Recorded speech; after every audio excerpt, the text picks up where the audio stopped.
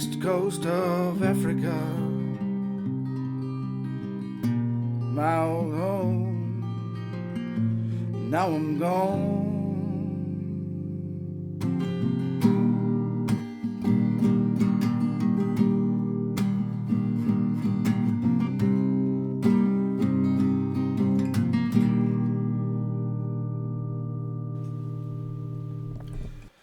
Hey Mags, welcome to Surfing Stuff. Great to have you here, my bro. Hey, shot call. Lekker to be here, bro.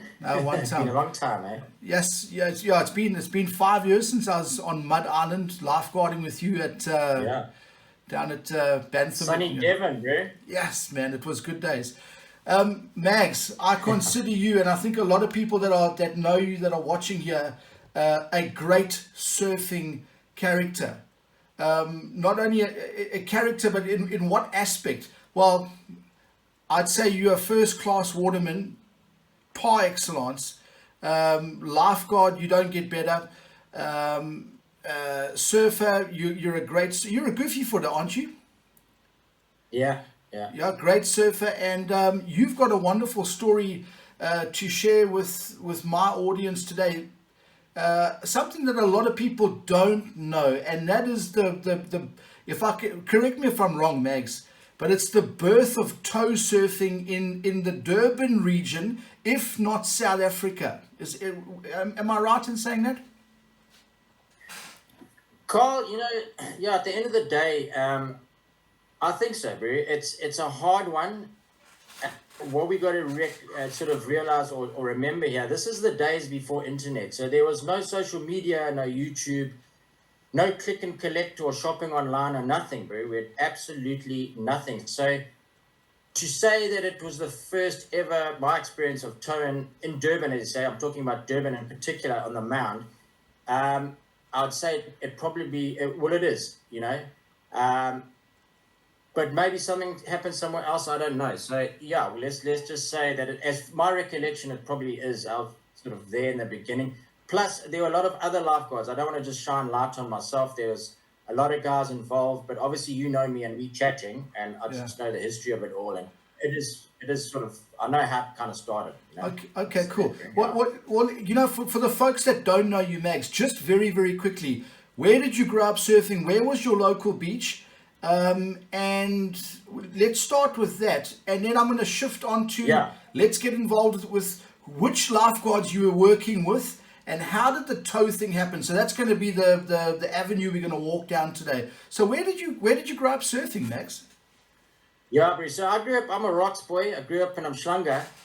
A lot of them Umhlanga guys actually worked in town as lifeguards. And after my national service in the army, then I went to town and I started working on the beach there. I worked on the beach as a pro lifeguard with the Durban Corporation for 14 years. Wow. Worked mainly at North Beach. Then I was a senior of the Bay for quite a few years.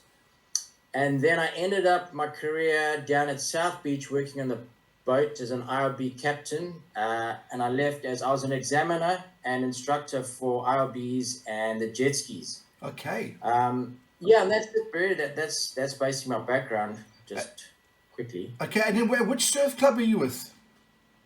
When I say surf club, surf life saving. You mean surf lifesaving? I wasn't with the club, eh? Okay. I was just too busy surfing when I was at Grom. I just didn't have time to join a club. Okay. So I actually met Marcus Prince. He was a lifeguard in the army, and we talked about it, during national service, and I thought, yeah, what a lifestyle, bro. And so I kind of, we finished the army, I clawed out, and then I headed to the beach, and it was pretty hard to get on, on tests and stuff to get on, and it was difficult, but I managed to get on the beach, and it's the best job I ever had in my life. Part 9, I worked with some great guys, some great watermen. Honestly, there's 54 lifeguards in the Durban beachfront, and they were all excellent guys, and a lot of characters, bro. We had such a jol. Yeah, I've never had a job like that. Good guys, man. Hey, honestly, the best time of my life. Really fantastic people that I worked with. Well, it really was, bro. Yes, it's bro. But yeah, no, it was lekker, man. It was lekker. So if you were, yeah, yeah, carry on, bro. Okay, so you're at the beach. You're Yeah. working up the ranks. In my mind, is how I'm seeing it. So who Yeah, are yeah. you tight with? Who are your main O's that you jawled around with? Who are some of the other great characters that were around you at that time?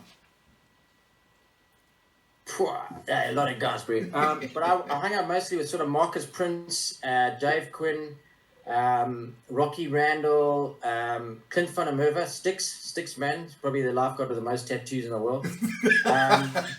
Inspirationally wise, bro, Rob Smith. Rob Smith was a giant, bro. He's probably one of the best watermen I've ever met.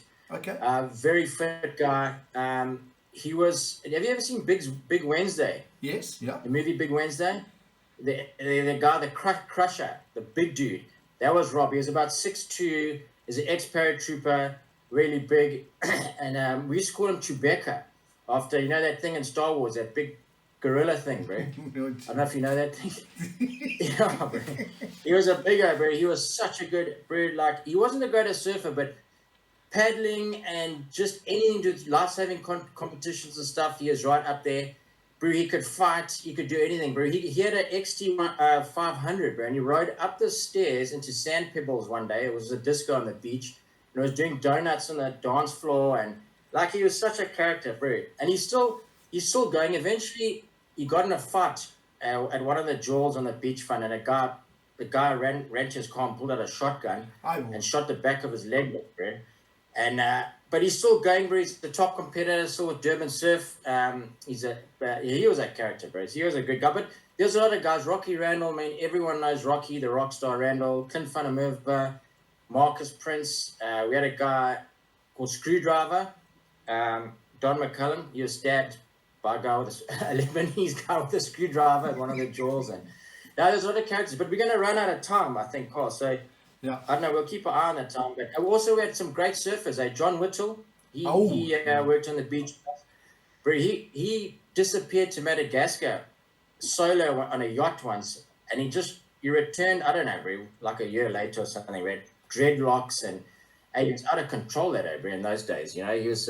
But he was such a good. He was another waterman of note, bro. Good surfer, good lifeguard. Okay. Yeah, we had some good guys, bro. A lot of good guys working, but. If we revert back to the towing thing, which is kind of where we headed. Yeah. The first character I got to speak about is Marvy Sheehan.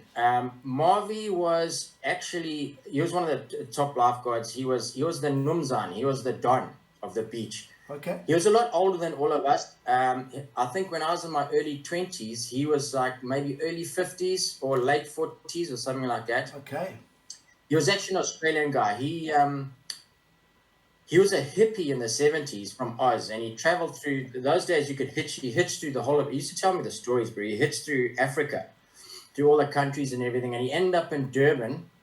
Bro, he had long hair, he had like plaited beard and all that, like a proper hippie, bro. And he arrived in Durban in the late 70s, and he loved Durban, bro, and he stayed and he joined the beach, and so we called him Bullet. He was like one of the older guys, or the oldest guy on the beach. And he, like I said, he was the Don. If you wanted water safety for contests, any kind of safety, you wanted anything done, you went to Marvy. You didn't go to the beach manager, you know, Basil or Farouk, any of those guys. You went to Marvy. He was like the organizer. He was, if you had a hearing because you got in trouble at work or something, he was like union rep. You know, he was the Don, bro. And everyone knows Marvy. Sadly, he passed away a good couple of years ago. Okay. Very much missed, but he was a legend after. So that he was the Don, right? So I'm trying to sort of put these characters in here so everything fits together in the picture. The other guy, in my opinion, the first ever tow and surf in Durban was Jason Rubik. Jason, bro, that oak, he was a little shit when he was at school, bro. Like school age, sort of matric that age, he was full of shit. He used to just give it this all the time, chirpy. His old man was quite a famous boxer. I believe so. Maybe he got it from that. He taking his shit. He knew what he wanted. He is very strong-willed. And he didn't really like the lifeguards back in the early days, bro. Like when he was still at school and then he was a problem, you know.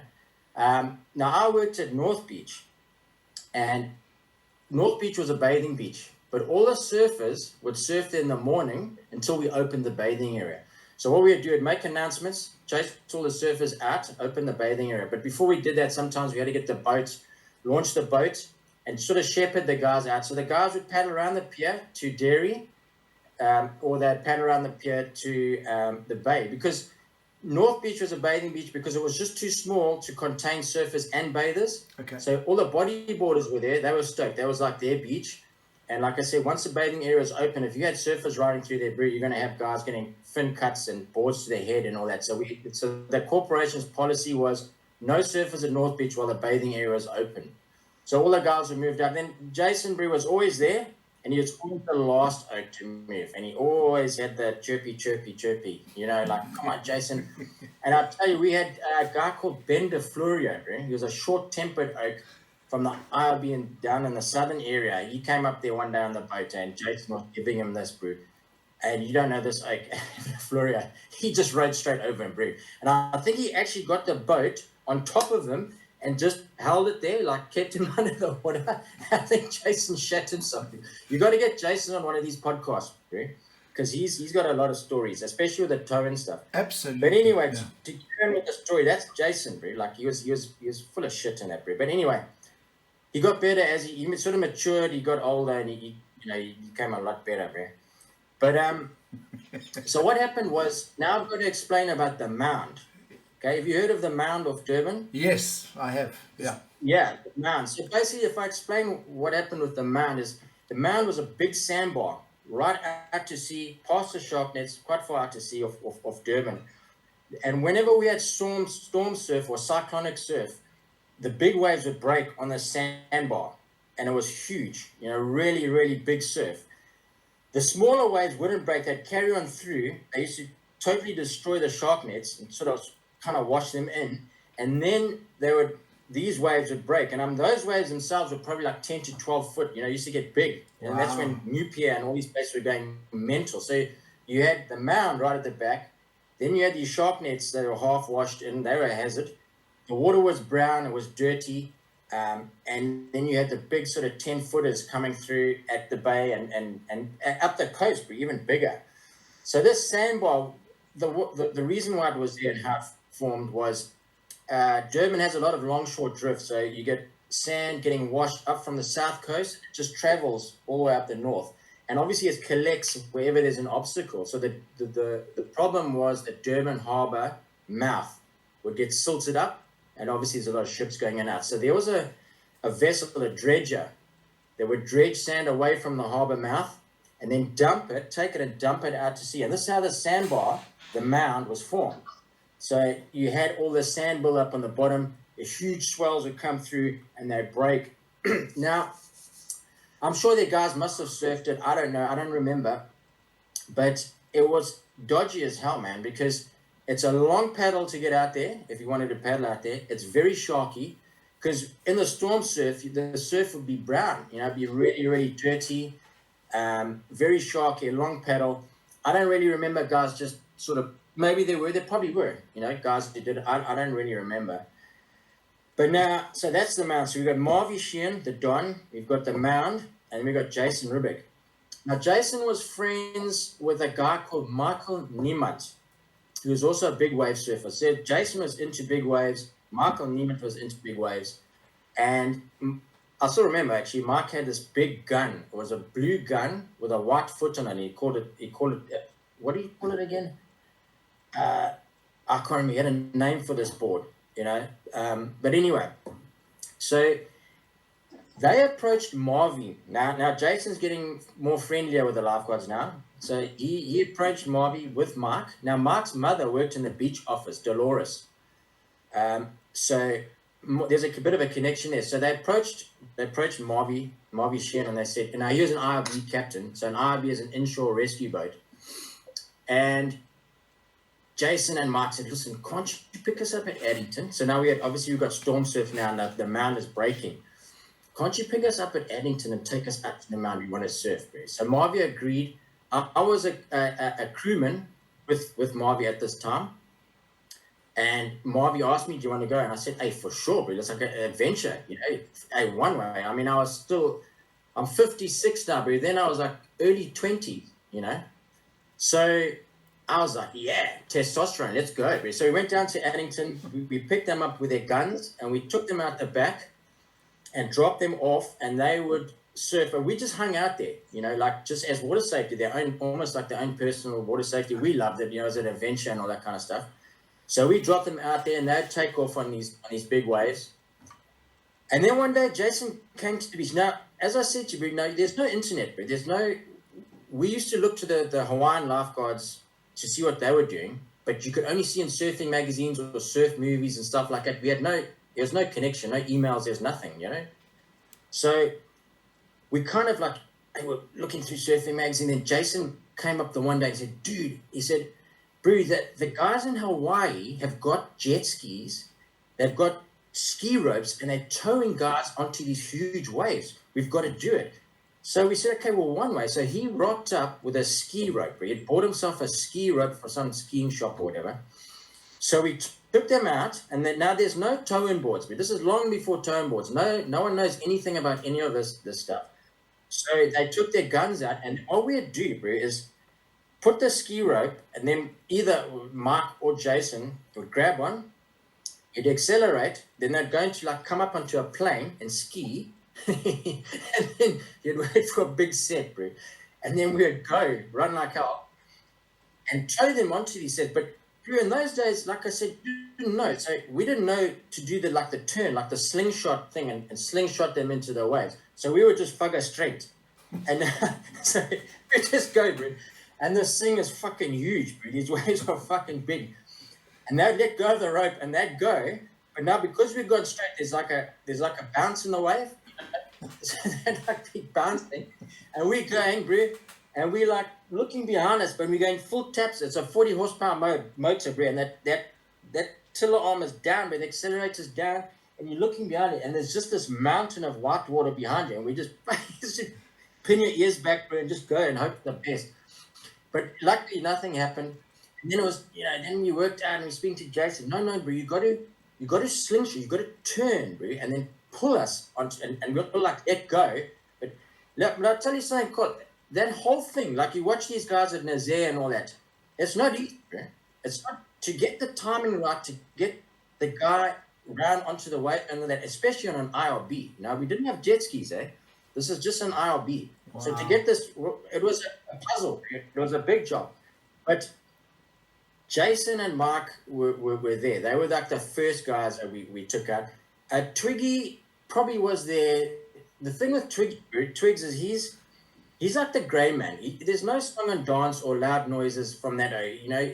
I'll be sitting on the tower at North Beach, bathing's banned, the nets are washed, and it's like 12-foot breaking on in front of New Pier. No one's anywhere, no one's out. Then you look across, bro, and you look, and it's just this little stick figure. You put the binos up, and there's Twiggy, bro. You know what I mean? Just pulling into a big barrel all by himself. So he was a grey man. I'm sure he was there at some point, and people would ask, I'm sure surely Twiggy was involved, and I'm sure he was, bro. So, but mainly Jason and Mark Niemann. Mark then moved to Australia. He left and went to Australia. Right, so then the next thing, bro, was jet skis. So finally, at the South Beach had a jet ski first, but it was an absolute pile of shit, bro. It was a horrible little thing. So we didn't even consider that thing. But then we got a wave runner, bro, a Yamaha wave runner. Bro, that changed the whole dynamics of everything. It was like, that was like trading in your Beetle and getting a Porsche. You know what I mean? It was just like, bro, the power of those things, like a wave runner, and that it's just insane, bro. It changed everything. It changed boating. We knew the Hawaiians were using them, so we got one in, and we started towing the guys, Jason, them in with using the jet ski and the ski rope, which made life so much easier. But the next thing on our mission was we wanted to get sleds. So you'd seen Hawaiian guys had the sled, okay? Like you see in Nazaire and all those places now, you have the sled. But bro, like I said, where do you get one from? Like no one knew where to get one from. Like, how do you get hold of the guys in Hawaii? You can't email, and there's no email yet. There's no advice. There's nothing. There's no manual, nothing. So what we did was, there was a lifeguard on the beach, Cisle Zaba. He was also a legend, bro, a legend lifeguard. he became an Natal bodyboarder. Got his color, I don't know, but anyway, he's a little legend, and he was sponsored by a locally made bodyboard called Zen, XEN, and he helped us. We spoke to him, and he said, "No, let's speak to the guy who makes the boards. They're locally made South African bodyboards." So we got hold of this guy, man. This is like a lot of. So Marcus Prince was involved. I was involved. Clint van der Merwe, Farouk Omaji, who was the beach manager at that time. There's loads of guys. So we all got involved with this. We got this guy down to the beach and we said, look, we want a massive bodyboard to put on the back of the jet ski like the Hawaiians got, bro. So he said, sure. He was actually an engineer. So he came down to the beach with this big bodyboard, and we put this thing on. We didn't know. We thought it was bungee cords. Like, we put this thing on with bungee cords. So we tied all these bungee cords on. We attached this thing to the back of the jet ski, and off we go, bro. And I was like the crash test dummy, bro, holding onto the back of this thing. The jet ski would go over the wave, and then the bungee cords would just stretch like that. And then when they got to their maximum, then you'd get shot forward, bro. And like you're holding on to this sled, and bro, if you didn't hold on, you'd just T-bone the back of the jet ski with your head. You know what I mean? So it was. We didn't know what the fuck was going on, bro. And it was hard, bro. And then the handles kept coming off because they weren't through the board. They were put in with like leash plugs, and they kept coming off. Then it was laminating, and it wasn't working out. And I remember this clearly, bro. I was on the back of the sled in these early days. I just thought to myself, this is shit, bro. I much prefer the IRB. I want to go back to the IRB. I'm not hanging on the back of this thing. It's not even working, bro. So the next thing is this engineer guy. Then we overcomplicated things. So he built this new bodyboard with a stainless steel thin, like a stringer going through it. And then, is the sound alright, bro? Yeah, I'm just fiddling a bit. Yeah, it should come back on now. Yeah, shoot there, Max. Carry. Okay, but did you hear what I said previously? Yeah, perfect. Yeah. It was all rolling. Okay.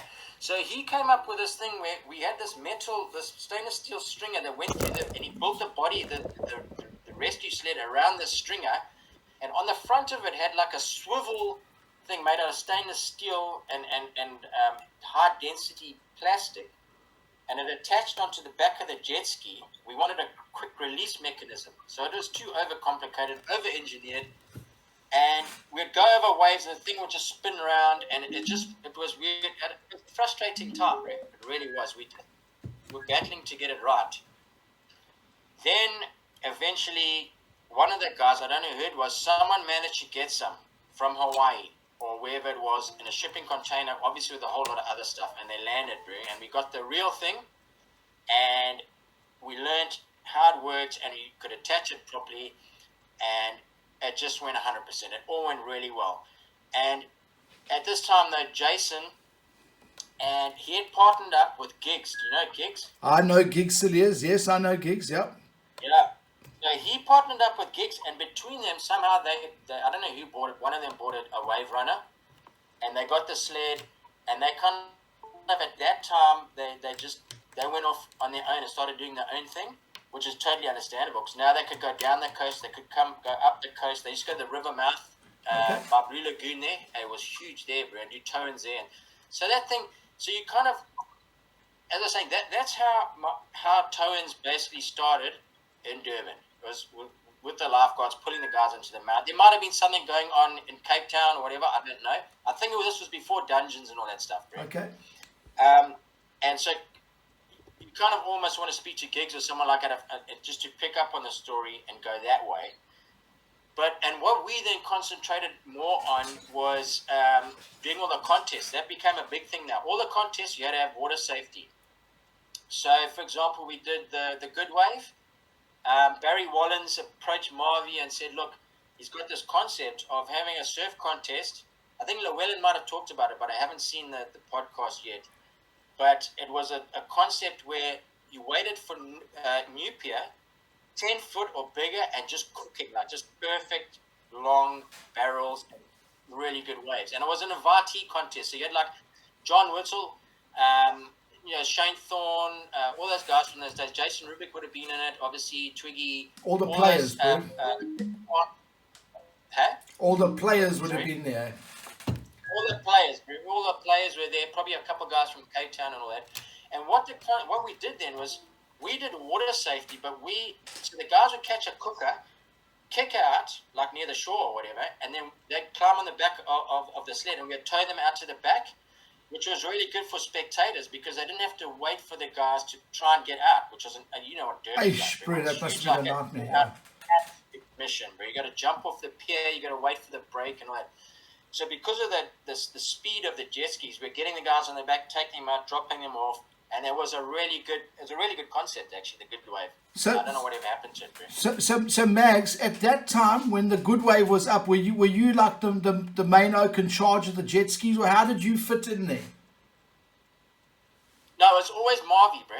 It was always Marvy. Marvy was, like I said, he was the Don. So everyone went through Marvy. He was always in charge. And then it was myself, Clint, Marcus Prince. Those are the guys I remember. And then Marvy sort of was like the organizer. He sort of organized it all. And we did that. We did the Mr. Price Pro when it was still in Durban. There was a Lost Pro. I don't know if you remember. There was a Lost Pro in Durban. I think it was 1 or 2 years.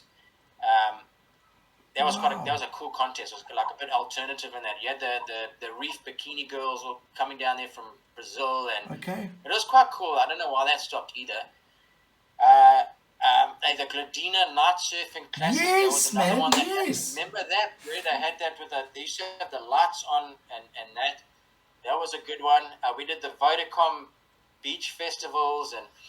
Yeah, so we did a lot of water safety, Kyle, and it was a good time, bro. I mean, I picked up so much experience, so many good times, worked with so many good lifeguards. Eddie Hoffman, bro, Eddie Hoffman, bro, he was another character, that dude, bro. He was like a gangster, bro. Like he was such a good surfer and a good triathlete and all that, bro. And he came back from London, he joined the beach, he worked with us, and bro, the one day he said to me and Jazzy Smith, Jazzy worked on the beach as well. He was a good surfer and good lifeguard. And he said, "Hey, do you guys want to come to J-Bay?" So we tuned, yeah, bro, yeah, for sure. Now, like he was a main man. Hey, cool, bro. So he gets his old lady's car. We load the boards up early one morning. We get in the car. Hey, he pulls out the spliff, bro. He calls, bro, this is the biggest thing I've ever seen in my life. He called it the trumpet, bro. It was so big, and it had this like concertina filter type thing, bro. So we get in the car, we had a few tokes on the old, the trumpet, bro. Old Jazzy Smith, I think he passed out and woke up when he hit J-Bay, bro. But anyway, we got down to J-Bay, and, sorry, I'm diverting a bit, bro, but we get down to J-Bay, and it was during the World Cup rugby, bro, when South Africa won, and the Springboks were in this pub, and the Springboks were playing Australia, bro. Now, there's a few Aussies in this pub. We'd actually met a guy at the Backpackers called Bumhead, bro. He was such a cool guy. He was cool. He was like hanging with us. And then, but these other Aussie dudes had been there for a while, and I think they thought they were like locals, they're part of the J-Bay scene and everything. And they were getting annoyed, bro. And we beat them, bro. We beat the Aussies in the rugby. And this one particular character, he didn't like me, bro. He didn't take a shining to me, bro. And we were laughing, hey, we are Springboks and all this shit. And I walked out of that pub, bro, in J-Bay, and he was outside, bro. I didn't even see it, bro. He just, gave me a liberty to the head like this, bro. Bro, Eddie Hoffman goes to his old lady's car and pulls out a baseball bat, bro. Oh, goodness me. Walks into that door, and it just fucking erupts, bro. Anyway, a long story, bro. The cops came. The oak smashed his old lady's windscreen out of his car. There were bar stools. Those were bar stool fighting. It was like a movie, bro. It was so classic. Jeez, like, bro. And there's a local guy there, Coffee. I don't know if you've heard of him. Yes, Coffee Jacobs. Yeah, he was like the Eddie Hoffman. He was a main O, and he knew Eddie, bro. And now, like Jazzy and I. We would have just fucking whatever, bro. Like it's a bar fight. We're going back to Durban, we cool. Not Eddie, bro. Eddie, bro, he was going to go back to Durban, get all the O's, the main money, and come down there, bro. And just start, you know what I mean? Yes. And Coffee was like a negotiator. He spoke to Eddie. He ironed things out, and it was all cool, bro. But that bro, Eddie, he was a character, bro. Yes, this big Ed. Yeah. Anyway, I forgot where I was now, bro. But yeah, so yeah, worked with some really good guys. It was, 14 years every day on that beach. I was 14. I saw that beach. I saw Durban in every shape and form. We had riots going down there, bro. We had like shitloads of stuff going on. It was the greatest time of my life, man. Yes, man. It was really good. But that's it. So yeah, a long time ago, bro, long before the internet, those early days were a real battle puzzle. You don't realize now, like you got to YouTube now, bro. Nazaré, like you see what the kit the guys have got. They got those impact vests, inflation vests. You know, the level of professionalism is just so high, bro. It's so elite. It's a really, yeah, bro. It's like we were just floundering around. We didn't know what the fuck was going. Sorry, my friend, but we didn't know what was going on those days. It was just guesswork, bro. Just So things have evolved massively. It's so interesting to see how the guys operate in that now with the whole touring surfing thing, bro. It's really evolved. It's incredible, man. The guys are doing such a good job out there. So I remember you were speaking about Jason Ribink earlier. Yeah. Yes, obviously it was after your time and that pioneering stage. I remember Giggs was the driver, Jay was the towing bloke, and I think I think they went over to Maui. They went to PI Jaws and did some towing there. I think of that, and I just where the guys got to, and now listening to your story, like in the beginning. Man, maybe somebody should make a movie about this whole thing. Forget the podcast. Get a movie going. You know what I mean, eh? Well, the other thing that happened as a consequence of that and later on were dungeons, bro. Oh, goodness gracious, yeah. Yeah, dungeons started happening because I remember John Whittle was involved and he asked me to come down and do some driving on the jet skis and stuff. Did you do it? Didn't happen in the end. Not now, bro. Jesus, bro. I'm like probably drowned. But in those days, I was keen, but it didn't work out. Sadly, okay. Bro. But so dungeons was pretty much the next big thing I reckon after that, and then they probably went. Like you said, they went to Maui and all that kind of stuff. But that's how I started with an IOB with Jason and Mike Newman. Okay, so Mags, with just in closing with the whole towing thing. If somebody had to say to you now, hey Mags, Nazar, I need you on a towing team, would you do that? Would you be? To me, I remember my lifeguard days with you. I mean, you were. There was the average, then there was the elite, and you were above elite fitness wise. Are you still there? Would you still do it?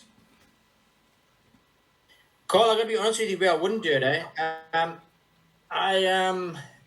over that, bro. Like I'm past those days. I did a lot of other shit in my life that was quite risky and stuff, and I'm very at a happy point in my life where I just like chilling and being with my family, and I don't want to go out and there's a ray, bro.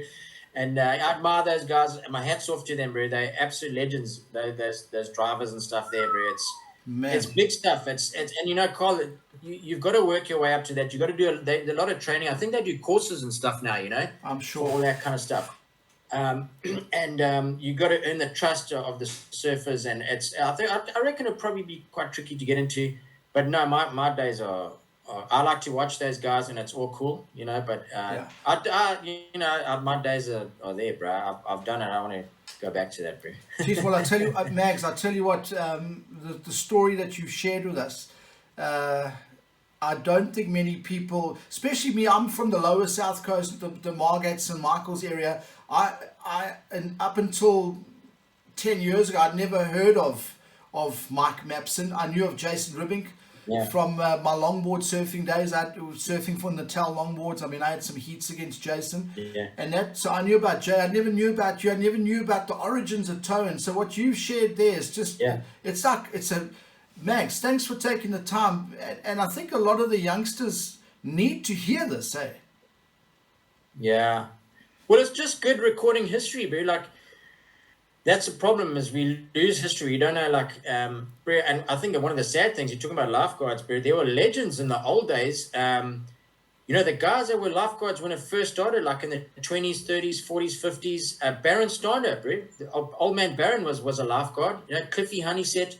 Those guys used to wrestle sharks, bro. They were like just the hardest core. They were men, bro. You know what I mean? Bro, I did my SPA, my Surf Proficiency Award exam. I did with Harvey Botha. Harvey Botha was a Pirates lifeguard in the club there. He is the only person in the history of the world to be attacked by a shark at the same beach twice, bruh. He was attacked at Country Club Beach by a shark. He went to hospital. He recovered. 1 year later, at the same beach, he was attacked again, bro. Hardcore men. You know what I mean? They survived that, bro. Those guys that's who you're looking back to, bro. But there's not enough history about it. There's not enough recorded about it.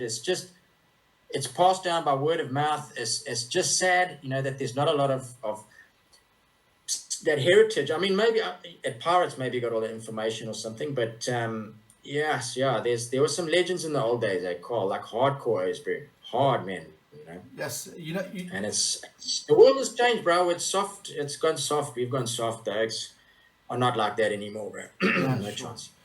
And Mags, leaving South Africa behind, and in closing for this interview podcast, should I say,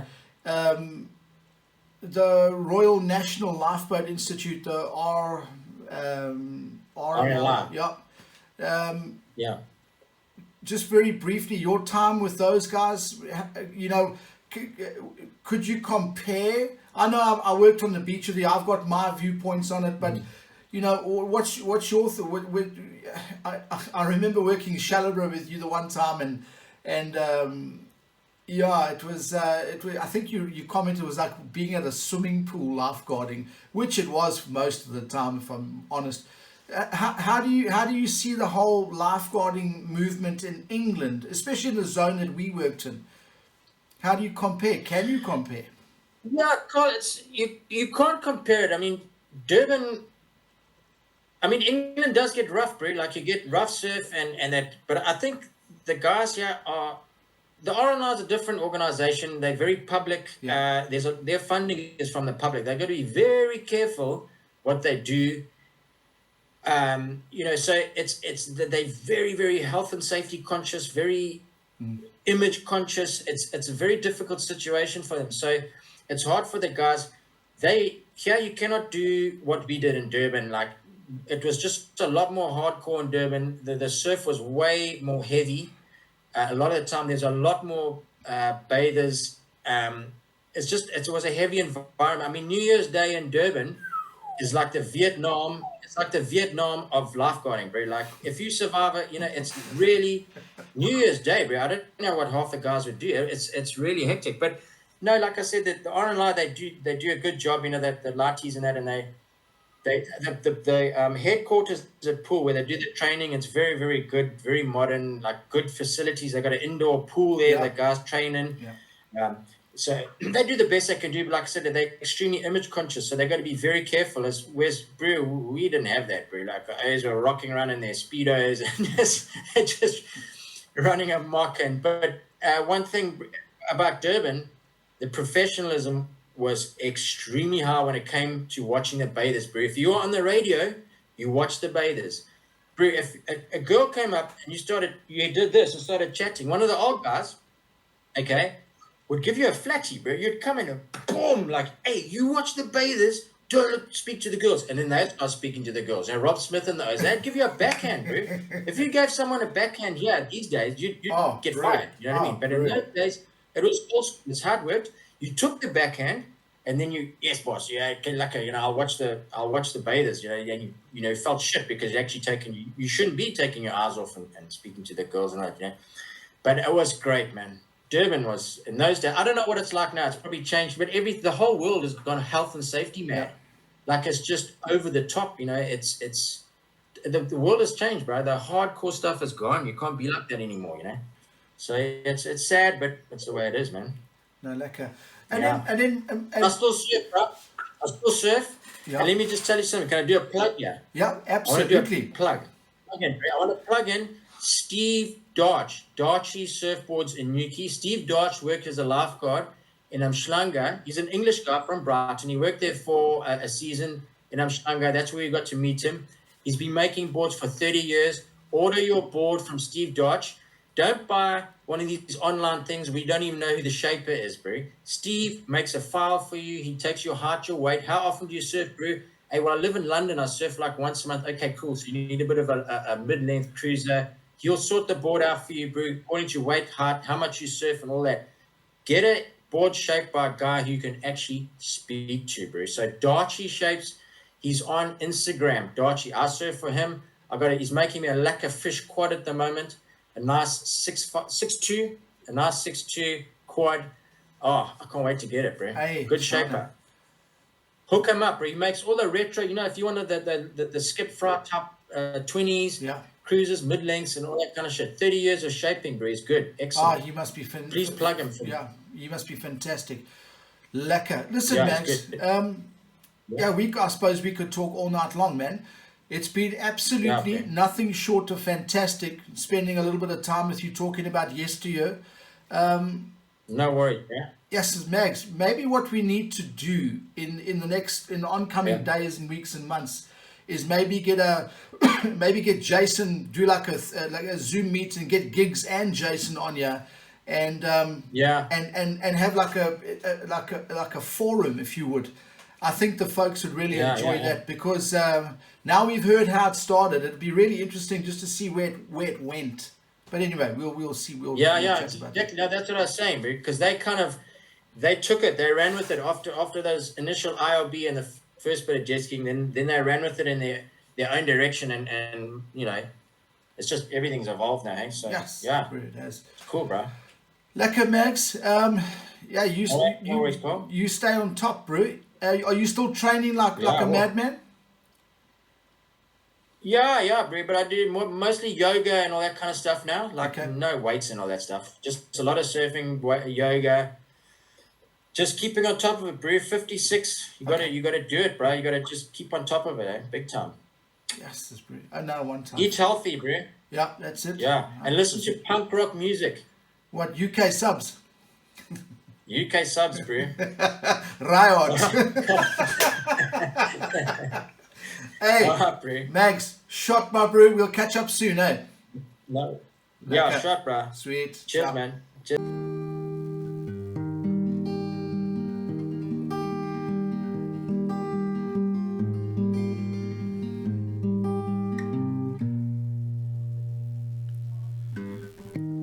On the east coast of Africa, once my home. Now I'm gone, and the westerly shall blow, and you know what it means, just what it means. I think of my friends that have moved away.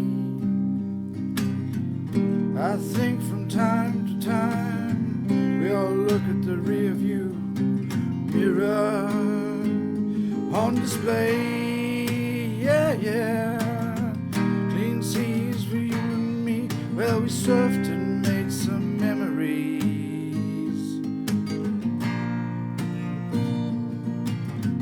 Clean seas for you and me, brushed clean by those westerlies, and it's never too late to make some more memories.